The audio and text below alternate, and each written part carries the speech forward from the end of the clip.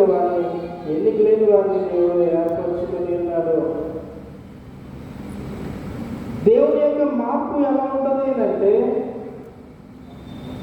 నీవు వ్యర్థుడవు, నీవు ఎందుకు పనికిరాని వాడవు అనేటువంటి మాట నేను ఎవరైనా అంటూ ఉంటే, దేవుడు నిన్ను ఏర్పరచుకుని నిన్ను గొప్పవానిగా చేసేస్తాడు. అది దేవుడు చేసేటువంటి కాదు.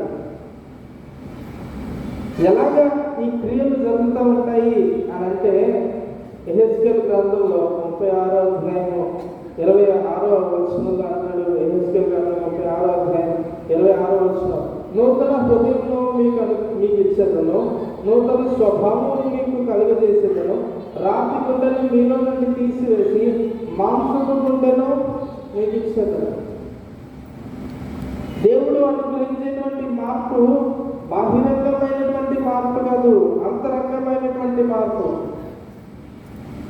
అంతరంగంలో నుండి వచ్చినటువంటి మార్పు వల్లనే దేవుడు మనల్ని ఆశీర్వదించేటువంటి దేవుడుగా ఉంటాడు. అంతరంగంలో నుండి వచ్చేటువంటి మార్పు వలన మనల్ని ఆశీర్వదిస్తాడు. ఈ లోక మర్యాద చొప్పున కాదు. రోమీయులకు రాసిన పత్రిక 12వ అధ్యాయం 2వ వచనంలో, మీరు ఈ లోక మర్యాదను అనుసరింపక ఉత్తమము అనుకూలమైన సంపూర్ణమైన దేవుడి చిత్తమేదో పరీక్షించి తెలుసుకున్నట్లు మీ మనస్సు మారి నూతన మగుట వలన రూపాంతరము పొందుతుంది. దేవుని యొక్క మార్పు అంతరంగంలో నుంచి ఉంటుంది. యూదులు, యూదేతరులు, లేదంటే ఏదైనా ప్రభు ఎందుకు వచ్చేటువంటి వారు చాలా మంది సూచనల కోసం, ప్రభు నాకు ఈ కార్యం చేయండి, అది చేస్తారు, ఆ కార్యం చేయండి, నేను చేస్తాను. చాలా మంది అద్భుతాల వెనుక, ఆశ్చర్య కార్యాల వెనుక వెళ్తూ ఉంటారు. దేవుని ఉద్దేశము, దేవుని పిలుపు యొక్క ఉద్దేశము, దేవుని యొక్క నిబంధన యొక్క ఉద్దేశము పైపైన ఆశీర్వాదములు కాదు, పైపైన దీవెనలు మాత్రమే కాదు.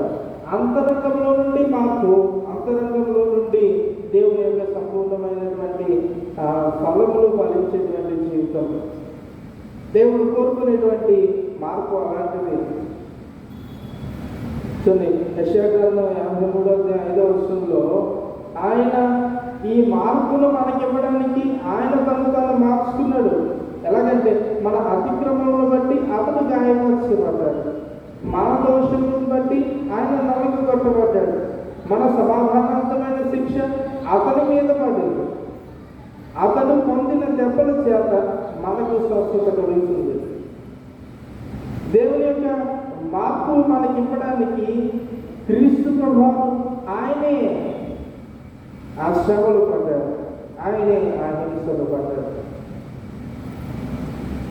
నీవు నేను మార్చబడడానికి కావలసినటువంటి క్రయధన, నీవు నేను ఆయన మార్గంలో నడవడానికి కావలసినటువంటి ఆ జీవితాన్ని ఇవ్వడానికి ఆయన ఆ వేదనను, ఆ బాధను భరించినట్లుగా లేఖనముల ద్వారా మనకు తెలియచేయగలము. మన కాలము అంటే మన పాపములను ఒప్పుకోవటం, రిపెంటెన్స్, మనల్ని మనం నూతనీకరించుకోవటం, రెన్యూవల్, మనల్ని మనము మార్చుకోవటం, ట్రాన్స్ఫార్మేషన్. ఎలాగైతే ఒక గొంగలి పురుగు సీతగొంగ చిలుక వలె రూపాంతరం చెందుతుందో, ఆయన ఎందుకు వచ్చేటువంటి వారు ఆ రీతిగా రూపాంతరం చెందాలి. అందుకే దరిద్రులను ఆయన ఎన్నుకుంటూ ఉన్నాడు, ఎన్నిక లేని వారిని ఎన్నుకుంటూ ఉన్నాడు, తృణీకరించబడినటువంటి వారిని ఎన్నుకుంటూ ఉన్నాడు దేవుడు. ఈరోజు ఎవరైనా నేను వ్యర్థుడను, నేను ఎందుకు పనికిరాని వాడిను, నన్ను అందరూ చేదరించుకునేటువంటి వాడిగా ఉన్నాను, అందరూ నన్ను హేళన చేసేటువంటి వాడిగా నేను ఉన్నాను అనే భావంలో ఉంటే, దేవుని యొక్క నిబంధనలో మార్పు ఉన్నది. ఆ మార్పు చాలా అద్భుతమైనటువంటిది. ఆ అద్భుతమైన మార్పుని ఇవ్వడానికి క్రీస్తు ప్రభువు తన ప్రాణము పెట్టాడు. ప్రాణము పెట్టి మనకిచ్చినటువంటి ఆ మార్పును మనం కలిగినటువంటి వారంగా ఉండాలి. అంతరంగంలో నుండి కలగవలసినటువంటి మార్పు. ఇక చివరిగా మూడవది మనం చూసి మనము ఊహించుకుందాం. మత్తయి సువార్త 10వ అధ్యాయము 32వ వచనం నుండి 42 వచనాలు మనం చదువుకుందాం. దేవుని యొక్క నిబంధనకు 3 కేంద్రీకృతమైనటువంటి ఆధారాలు. మొదటిది పిలుపు, రెండవది మార్పు, మూడవది కమిట్మెంట్. ఆయనకు నమ్మకంగా ఉండటం, నమ్మకమైనటువంటి వారిగా మనం ఉండటం. నమ్మకంగా ఉండటం అని అంటే యేసుక్రీస్తు ప్రభువు ఈ యొక్క లేఖనాలు స్టార్టింగ్లో మనం చూస్తున్నాం. 32వ వచనంలో మనం గమనించినట్లయినా, మనుషుల ఎదుట నన్ను ఒప్పుకుని వాడెవడో పరలోకమందున్న నా తండ్రి ఎదుట నేను వాడిని ఒప్పుకుందును. మనుషుల ఎదుట నన్ను ఒప్పుకుని వాడెవడో, ఆయన కొరకు నమ్మకంగా ఉండటంలో ఆయన నిబంధన స్థిరపరచబడుతుంది. దేవుని వల్ల పరిశుద్ధ గ్రంథాన్ని మనం గమనించినట్లయితే ఆయన కొరకు నమ్మకంగా ఉన్నటువంటి వ్యక్తులు మనకు కనిపిస్తూ ఉంటారు. అందులో ఒక ఎగ్జాంపుల్ చెప్తారు. షడ్రక్, మేషక్, అబేద్నెగో, దానియేలు. షడ్రక్, మేషక్, అబేద్నెగో. దానియేలు గ్రంథము 3వ అధ్యాయం 16 నుంచి 18 వచనాల్లో మనం గమనించినట్లయితే, షడ్రకు, మేషకు, అబేద్నెగోయు రాజుతో ఇలాగ చెప్పారు, నెబుకద్నెజరు, ఇందుని గురించి నీకు ప్రత్యుత్తరం ఇవ్వాలని చింతమాకు. మేము సేవించుతున్న దేవుడు మండుచున్న వేడి గల ఈ అగ్నిగుండంలో నుండి మమ్మల్ని తప్పించి రక్షించుటకు సమర్థుడు. మరియు నీ వర్షంలో పడకుండా ఆయన మమ్మల్ని రక్షించును. ఒకవేళ ఆయన రక్షింపకపోయినను, రాజా, నీ దేవతలను మేము పూజించమనియు నీవు నిలబెట్టిన బంగారు ప్రతిమకు నమస్కరించమనియు తెలుసుకున్నాము. షడ్రక్, మేషక్, అబేద్నెగో నెబుకద్నెజరు రాజుతో సూటిగా చేస్తున్నటువంటి సవాలు గమనించండి. ఒక ప్రతిమను నిలబెట్టాడు నెబుకద్నెజరు రాజు. నిలబెట్టి ఒక గడియలో, ఒక సమయంలో దేశమంతా కూడా ఆ ప్రతిమకు మొక్కాలి అనేటువంటి చట్టాన్ని జారీ చేశాడు. జారీ చేస్తే షడ్రక్, మేషక్, అబేద్నెగో, దానియేలు వీరు రాజు మాటకు ధిక్కరించిన వారైనప్పటికీ కూడా వారు దేవునికి లోబడినటువంటి నమ్మకత్వాన్ని చూపించారు. అన్య దేశంలో ఉండి, బానిసలుగా ఉండి, బానిస జనాంగంగా ఉండి కూడా వారు దేవుని కొరకు నిలబడగలిగినటువంటి వారిగా చూస్తూ ఉన్నాం. మొర్దుకైని కూడా మనం చూస్తాం. దేవుని కొరకు నమ్మకంగా నిలబడినటువంటి వాడిగా మనం చూస్తూ ఉంటాం. వారి మీదకి మరణం వచ్చినప్పటికీ కూడా వారు దేవుని కొరకు నిలబడినటువంటి వారిగా ఉన్నారు. అందుకనే యేసుక్రీస్తు ప్రభువు అంటాడు, మనుషుల ఎదుట నన్ను ఒప్పుకొని వాడి నిమిత్తమై నేను దేవుని ఎదుట, తండ్రి ఎదుట నేను ఒప్పుకునేటువంటి వాడిగా ఉంటాను. తండ్రి ఎదుట నేను వాడిని ఒప్పుకుంటాను. Commit your call. దేవుడికి మనం కమిట్ అయి ఉండడం చాలా ఇంపార్టెంట్. దేవునికి నమ్మకంగా ఉండడం మనకి చాలా అవసరమైనటువంటి విషయం. యేసుక్రీస్తు ప్రభువు అంటున్నాడు కదా, లూకా సువార్త 9వ అధ్యాయము 23వ వచనంలో అంటాడు, మరియు ఆయన అందరితో ఇట్లా, నేను ఎవడైనా నన్ను వెంబడింపకోరని ఎడల తను తాను ఉపేక్షించుకొని ప్రతిదినము తన సిలువను ఎత్తుకొని నన్ను వెంబడింపవలెను. Deny themselves and take up your cross and follow me.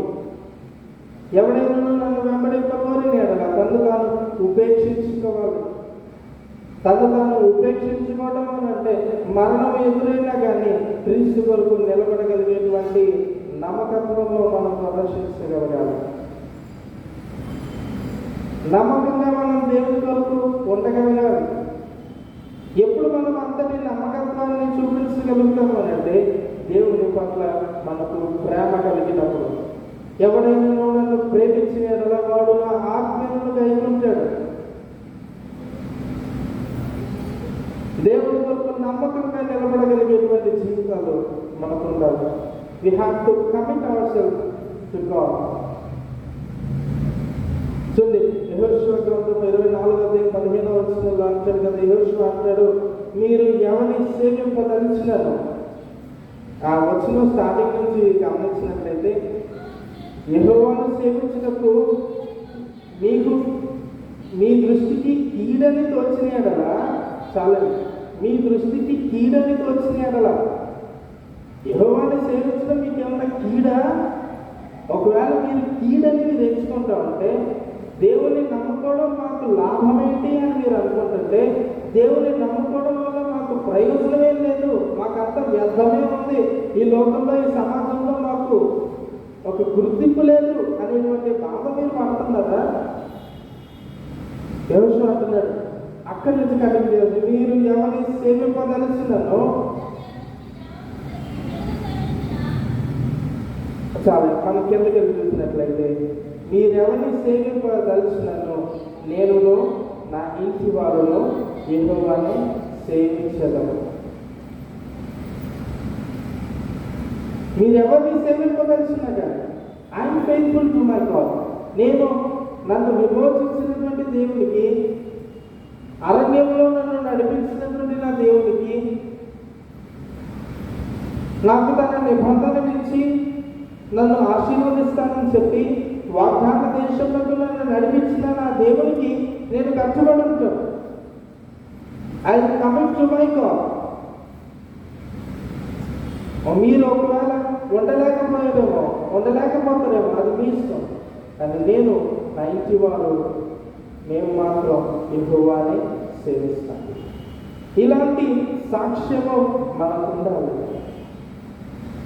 మీకా గ్రంథము 6:8 మనుషుడా, ఏది ఉత్తమమో అది నీకు తెలియజేయబడి ఉన్నది. ఏది ఉత్తమమో అది నీకు తెలియజేయబడి ఉన్నది. న్యాయంగా నడుచుకున్నటయో, కనికరంలో ప్రేమించుటయో, దీన మనస్సు కలిగి నీ దేవుని ఎదుట ప్రవర్తించుటయో ఇదే కదా యెహోవా నేను అడుగుతున్నది. న్యాయంగా ప్రవర్తించి దీన మనస్సు కలిగి దేవుని ఎదుట న్యాయంగా యథార్థంగా ప్రవర్తించడమే కదా, కనికరంలో ప్రేమించే కదా దేవుని దగ్గర నుంచి కోరుకునేటువంటిది. కాబట్టి దేవునికి మనం కమిట్ అయి ఉండడం చాలా ఇంపార్టెంట్. దేవుడు అనుగ్రహించేటువంటి నిబంధనలకు, దేవుడు మనకిచ్చేటువంటి ఆశీర్వాదములకు 3 ముఖ్యమైన ప్రమాణాలు. దేవుని యొక్క పిలుపు మనకి ప్రమాణం, ఆయన వలన మార్పు మనకు ప్రమాణం, ఆయనకు నమ్మకంగా ఉండటం అది ఇంకా గొప్ప ప్రమాణమని మనం జ్ఞాపకం చేసుకోవాలి. యుద్ధానికి వెళ్ళేటువంటి సైనికుడు నేను యుద్ధం చేయను అని వెనక్కి తిరిగి వచ్చినట్లయితే అది ఎంతటి అవమానం దేశానికి, ఆ కుటుంబానికి ఒకసారి జ్ఞాపకం చేసుకోండి.